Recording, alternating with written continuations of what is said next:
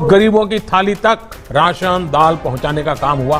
Ration के साथ साथ उन्हें गैस सिलेंडर भी मुफ्त दिए गए। गरीब बुजुर्ग माताओं बहनों और दिव्यांग साथियों के लिए 1000 रुपए की सहायता भी सीधे उनके खातों में भेजी। नमस्कार दोस्तों, स्वागत करते हैं आपका एक बार फिर बिंदास खबरें में, जहां पर हम लेकर आते हैं देश और दुनिया की ताजा और काम की खबरें। तो दोस्तों, बिना देरी किए शुरू करते हैं खबरों का सिलसिला। और इसी के साथ आज की पहली बड़ी खबर कि अब सभी बैंक के एटीएम पर बिना कार्ड के निकाल सकेंगे पैसा। आरबीआई ने दिए हैं इसके निर्देश। आपको बता दें कि भारतीय रिजर्व बैंक इनके आरबीआई के गवर्नर शशिकांत दास ने शुक्रवार को कहा, आरबीआई ने भारत के सभी बैंकों के सभी एटीएम के कार्डलेस नकद निकासी की अब सुविधा उपलब्ध करवाने का प्रस्ताव दिया है। आरबीआई के गवर्नर दास ने कहा है कि ये सुविधा यूनिफाइड पेमेंट्स इंटरफेस यानी कि यूपीआई के जरिए आप किसी भी एटीएम से बिना एटीएम कार्ड के पैसा निकाल पाएंगे। और इसी के साथ अगली बड़ी खबर कि देश में अब 18 साल से ऊपर वालों को लगेगी बूस्टर डोज। इस दिन से शुरू हो जाएगा वैक्सीनेशन। आपको बता दें कि कोरोना वायरस के खिलाफ लड़ाई को मजबूत करने के लिए सरकार ने अहम फैसला लिया है। अब 18 साल से ऊपर वाले लोगों को भी बूस्टर डोज लगाई जाएगी। बूस्टर डोज लगाने का ये अभियान इसी रविवार से शुरू हो जाएगा। स्वास्थ्य मंत्रालय ने कहा कि जिनकी आयु 18 साल या फिर उससे ज्यादा है और उनकी दूसरी खुराक लेने के 9 महीने पूरे कर लिए हैं, वे निजी टीकाकरण केंद्रों पर ऐतिहासिक खुराक के लिए पात्र होंगे। और इसी के साथ अगली बड़ी खबर कि यूपी में बुजुर्ग महिलाओं को योगी सरकार का बड़ा तोहफा, बसों में मुफ्त कर सकेंगी सफर।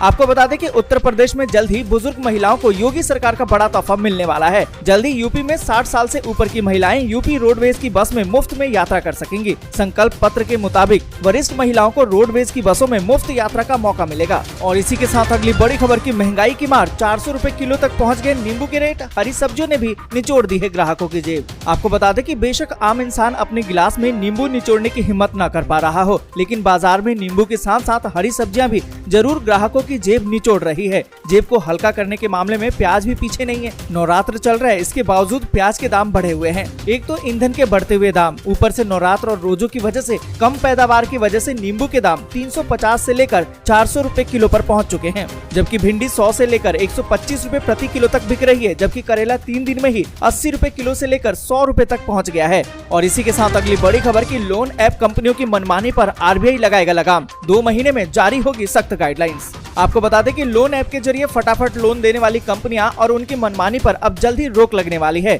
आरबीआई जल्द ही डिजिटल लैंडिंग के लिए गाइडलाइन जारी करने वाला है। यहाँ पर आपको बता दें कि पिछले कुछ सालों में फटाफट लोन देने वाली कंपनियों की संख्या काफी तेजी से बढ़ी है। ये कुछ ही मिनट में लोन दे देती है, लेकिन बाद में ये ग्राहकों से बहुत ही खराब सलूक करती है।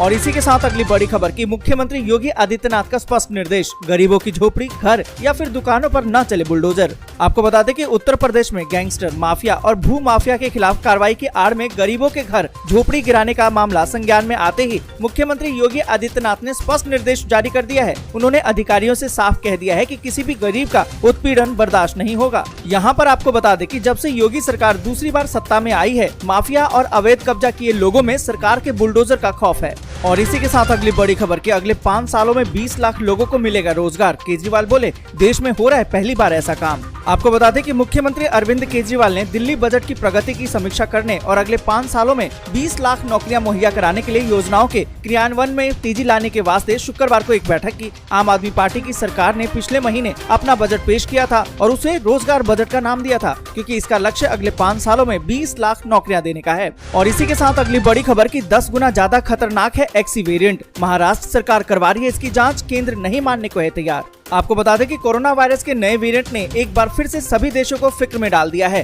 हाल ही में आया ओमिक्रॉन का XE वेरिएंट ओमिक्रॉन के 2 स्वरूपों B1 और B2 से मिलकर बना है। ब्रिटेन समेत कई देशों में इस वक्त तेजी से ये संक्रमण फैल भी रहा है। अब कुछ इस तरह की खबरें आ रही है कि नया वेरिएंट भारत में भी दस्तक दे चुका है। देश में महाराष्ट्र के मुंबई में ओमिक्रॉन XE का पहला मामला सामने आया है। महाराष्ट्र सरकार ने भी इसकी पुष्टि कर दी है, लेकिन केंद्र सरकार ने इसकी पुष्टि नहीं की है। आपको बता दें कि केंद्रीय स्वास्थ्य मंत्रालय ने इसे महाराष्ट्र सरकार का जल्दीबाजी में किया गया निष्कर्ष बताया है। हालांकि केंद्र इसकी जांच शुरू कर चुका है।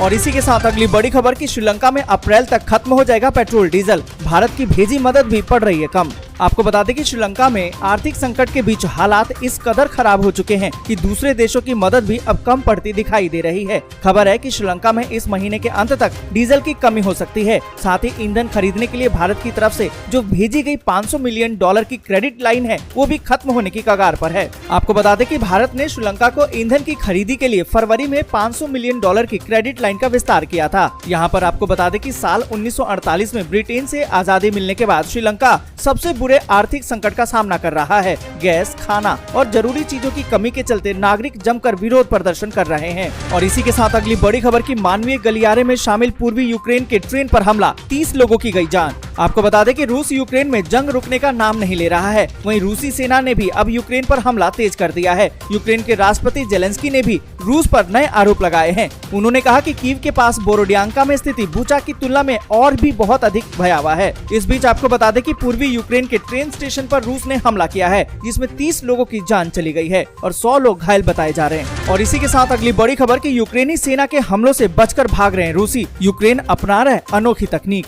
यहाँ पर आपको बता दें कि रूसी फौज की सारी ट्रेनिंग धरी की धरी रह गई है। सारी युद्ध नीति नुकसान और तबाही में बदल गई है। यूक्रेन युद्ध में दखल देने वाले देशों को पुतिन ऐतिहासिक सबक सिखाने की धमकी दे रहे थे। वो भी हैरान है, परेशान है कि आखिर यूक्रेन में ये क्या हो रहा है, क्योंकि 44 दिन का युद्ध बीत चुका है। रूस की सेना यूक्रेन के घुटने नहीं टिका सकी है। घुटने टिकाना तो दूर, उसके हमलों से अपनी जान भी नहीं बचा पा रही है। आखिर यूक्रेन ने युद्ध की ऐसी कौन सी तरकीब अपनाई है कि रूसी सैनिक टैंक छोड़कर भाग रहे हैं। वो रूसी सेना जो कई मील लंबा काफिला लेकर कीव की तरफ बढ़ रहे थे, अब उसी काफिले के पुर्जा और खाक हो चुके टैंकों और बख्तरबंद गाड़ियों की तबाही देख रही है। और इसी के साथ अगली बड़ी खबर की यूक्रेन की आग में रूस के भी जले हाथ, सैनिकों को बड़ा नुकसान, मॉस्को ने बताया त्रासदी। आपको बता दें कि रूस करीबन 1.5 महीने से यूक्रेन पर आक्रमण कर रहा है। हाल के दिनों में रूस ने यूक्रेन की राजधानी कीव और महत्वपूर्ण शहर खार्किव से अपना फोकस हटाकर पूर्वी यूक्रेन की ओर अपना फोकस बढ़ा दिया है। इस बीच क्रेमलिन के प्रवक्ता ने मीडिया से बातचीत में ये माना है कि यूक्रेन में जारी युद्ध में रूस को खासा नुकसान पहुंचा है।